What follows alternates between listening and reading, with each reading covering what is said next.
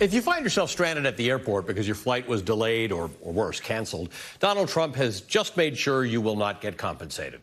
The Trump administration is doing away with a Biden-era proposal requiring airlines to pay passengers stranded by a canceled or significantly delayed flight, as well as to foot the bill for meals, hotels, and rebookings in cases where the airline was at fault.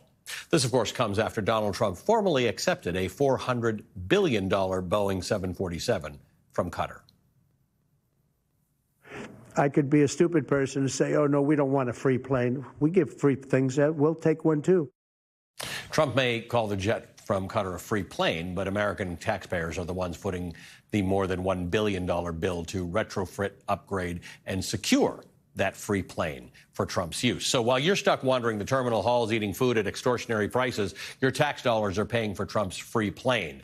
A passenger rights organization told the New York Times the Trump change is unfortunate and ultimately self-defeating. Without a delay compensation rule, airlines do not have the incentive needed to make their systems reliable, noting that currently the cost of delays, the cost of the flight brownouts, is borne by the passenger. Congressman Steve Cohen, who authored and helped enact protections for air travelers, said, quote, these rules exist because the airlines left to their own devices repeatedly fail their customers. The flying public deserves the reforms we enacted, especially the automatic refunds for canceled or long-delayed flights, the elimination of fees for seating children with their parents, the treatment of mobility devices like wheelchairs and several other improvements to the flying experience the airline lobby is trying to eliminate, end quote. Joining us now is the Democratic Congressman Steve Cohen of Tennessee. He's a former member of the House Transportation Committee, where he served as the top Democrat on the Aviation Subcommittee.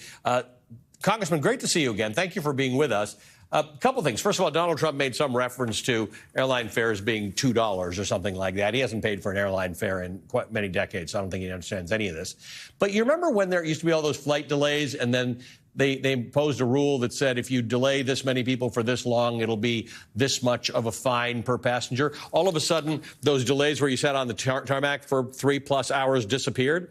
Like, that's just how it works. If you don't make a rule, the airlines are not going to give you any money they're not going to give you anything back. They're not going to change their behavior. No, they're not Santa Claus. Yeah. They don't come in on a sleigh. Let's talk about this particular thing. What's the motivation here? Why are we not doing something that's not about costing the government money, not about costing the taxpayer money? It's about saying to the airlines, behave properly. You will pay compensation for things you do wrong, like every other business I deal with has to pay money for things they do when they do something wrong. What's the motivation? Well, in almost every country in the world, there are consumer protections for airline travel. And we tried to even up those in the aviation bill that we passed last year. It was a really good bill.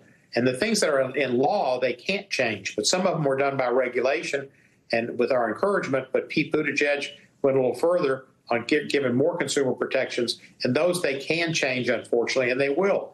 There's not been a Republican administration that cared for consumers over the corporate structures.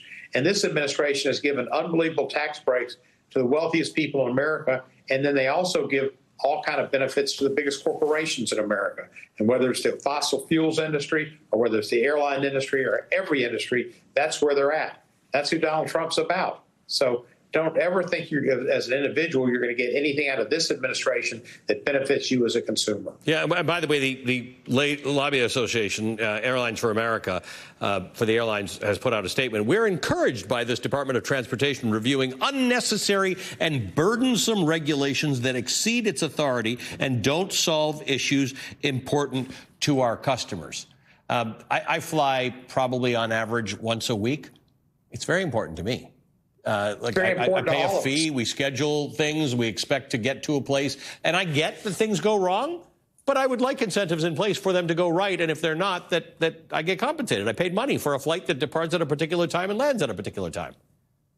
We should expect that, and we should be able to plan for that, so when we land, people know where we're going to land, and we shouldn't have to give up time when we could be doing either families or doing business or whatever one has to do when they land.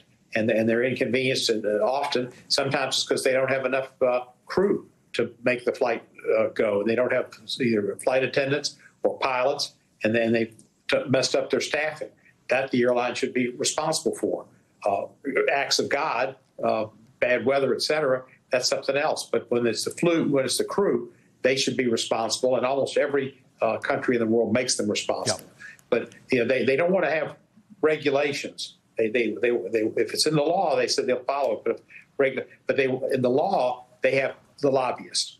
And that's where they have more influence than anyplace else. Well, now, apparently, with Secretary Duffy, they've got a lot of power, too. Secretary Duffy, who after he left Congress became an airline industry lobbyist. Surprise, surprise. Congressman, good to see you. Thank you for joining us this evening, Tennessee Congressman Steve Cohen. Before we go, by the way, I was talking about that jet that the Qataris gave Trump. It was, I said $400 billion. The jet was $400 million. Tonight's Last Word is next.